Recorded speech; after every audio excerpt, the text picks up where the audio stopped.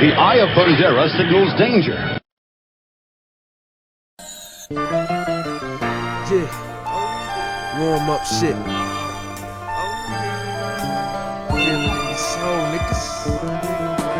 Yeah. The second season of DLC is upon us for Injustice Gods Among Us, and I cannot wait for what this season has in store. Already it's looking better than the first, with the initial release of Martian Manhunter on July 30th.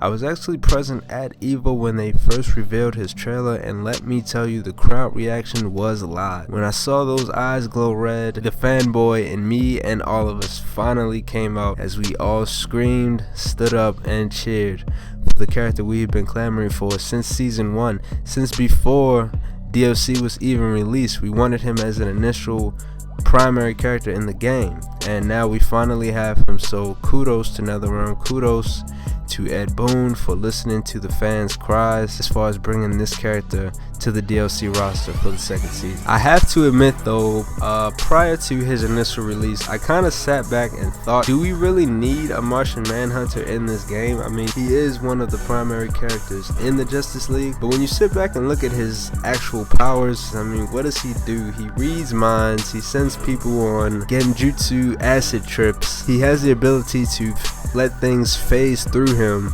which if that ended up being his trait in the game would have made him completely broken and overused. And to top it all off, he shapeshifts into various alien creatures. Furthermore, when I look back at all the Justice League and Justice League Unlimited clips I could find, it seemed like in every single one of them, Martian Manhunter was getting owned in some sort of way.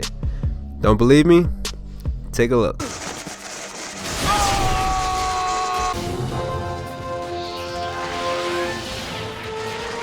My point exactly. But he's here, and I can't lie, I am happy. So once again, July 30th starts season 2, Martian Manhunter. Now, aside from the first confirmed character, there are many more who are speculated, some more heavily than others. I'd like to take a moment to go over those characters now. First up, there's the obvious choice for fan favorite, Red Hood. I already know, or have a very strong feeling that he was the winner of that poll for the DLC characters, because the top two highest votes were between Red Hood and Zatanna, and to be honest with you, who gives a fuck about a bitch who turns tricks, unless it's actually a bitch who turns tricks, wink wink. Dr. Fate, there was an image released, I couldn't find the image, but there's an image release showing him as what looks to be a playable character, not so much a background character, because he has way too much detail. So I'm assuming that Dr. Fate may or may not be joining the roster as well. I've actually come to like him from the few times I've seen him in Justice League, so I really wouldn't mind having him in the game. I'm pretty sure he would be a Sinestro counter as far as zoning, so I would really like to see him added to the roster. Static Shock, another character I would love to see join the roster. I know a lot about Static Shock just through watching the WB cartoon, but at the same time that says I know very little because I don't read the comics, so I don't know the complete mythos of this character. But from the few seasons of the show that I did catch, I really did become captivated with this character, and I would love to see him join the Injustice roster.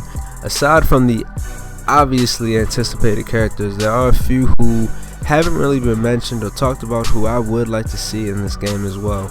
Booster Gold. I don't know much about Booster Gold. I've only been exposed to the character of Booster Gold through one episode of Smallville that I saw. I haven't really read any comics, and I haven't caught him in too many episodes of Justice League Unlimited, so I don't have much to go on, but I do like his look and I do like his attitude. He reminds me of Nova in Marvel, so if he's anything like that, I would definitely like to see him join the roster, and I would love to play as him. Clayface. Clayface is Hands down, one of my favorite Batman villains, and also someone who I would love to see join this game. I'm pretty sure with his unique trait, NetherRealm Studios could really go nuts with both his super and his moveset, so I would like to see what they do with him if they do decide to add him to the roster. Well, those are my picks for second season DLC characters. Leave me a comment letting me know who you think should be added. Feel free to disagree or agree with anything I've said in this video.